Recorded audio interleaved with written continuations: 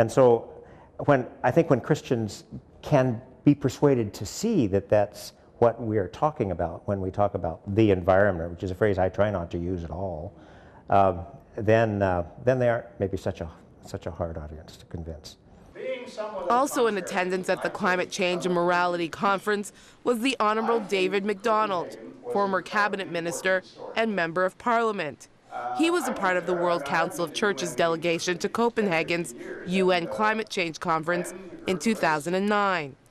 For MacDonald, he says there is no more room for excuses.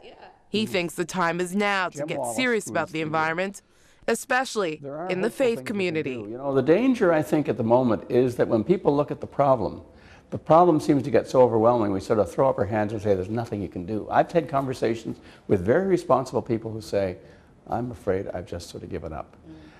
If there's one thing that a person of faith needs to do, it's to say, you do not have the freedom, you should not think that you have the right to give up, because we are here to be creatures of hope and promise.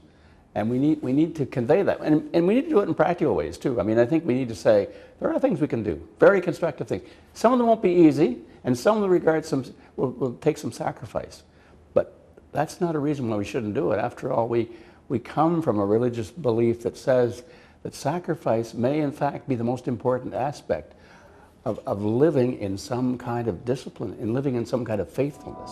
What that sacrifice looks like, MacDonald says, can be hard to digest. But part of it means weaning ourselves off of our dependency on some of the elements that have made our lives easier and more convenient. We have created a form of civilization that's dependent on accelerating the uses of all the carbon that's in the ground. And we use it up quickly, we spew it off into the atmosphere or into the oceans, and we know the long-term destruction that's doing. So we have to get off this carbon addiction, and we have to do it quickly, and that won't be easy. I think we're in a strange time. For Professor Darren Brouwer of Redeemer University in Hamilton, Ontario, who was also present at this conference, the rapidly changing status of creation should be seen as a wake-up call.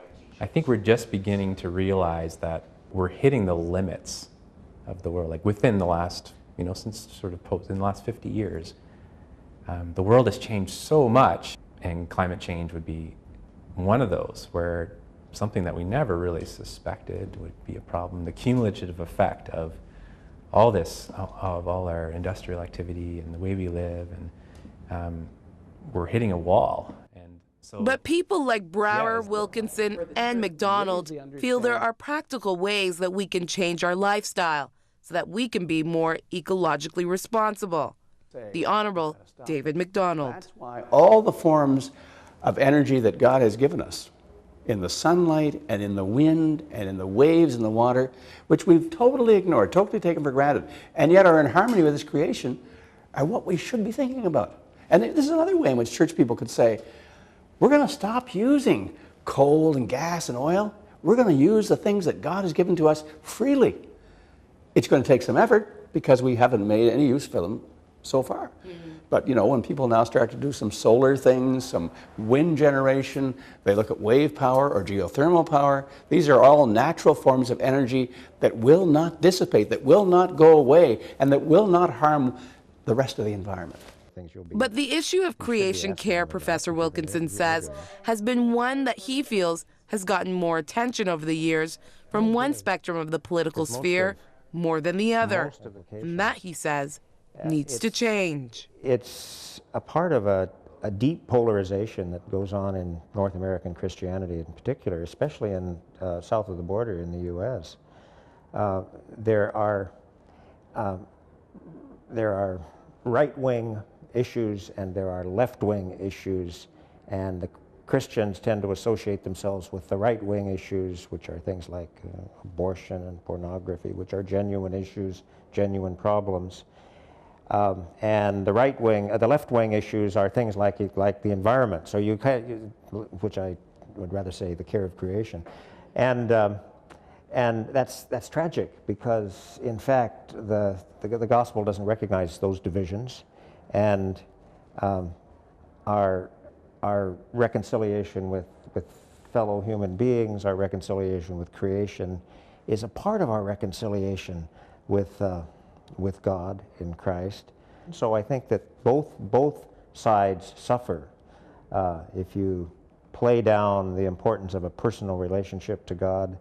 You're not going to have the wherewithal to be able to make these changes, to deal with the problems that need to be dealt with. On the other hand, if that relationship is a genuine, it should issue in these kinds of changes in society and the way we care for creation. But we don't see that as much as we should, so it grieves me.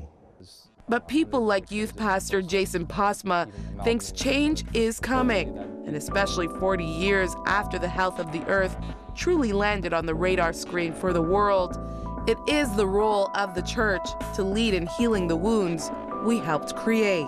Tonight, in having these small group discussions, it's saying, okay, we've heard this, and hopefully we've been convicted about the truth of this and our call to care for creation. Now, what are we going to do about it? How are we going to step up? And this is a perfect place for churches to take the lead, because this was the command to care the garden was the first command that God gave to humans. And so I think if we start there, then the sky's the limit.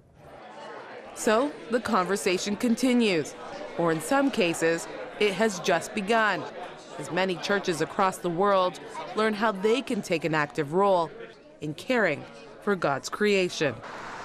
In Newmarket, Ontario, Magdalene John, 100 Huntley Street.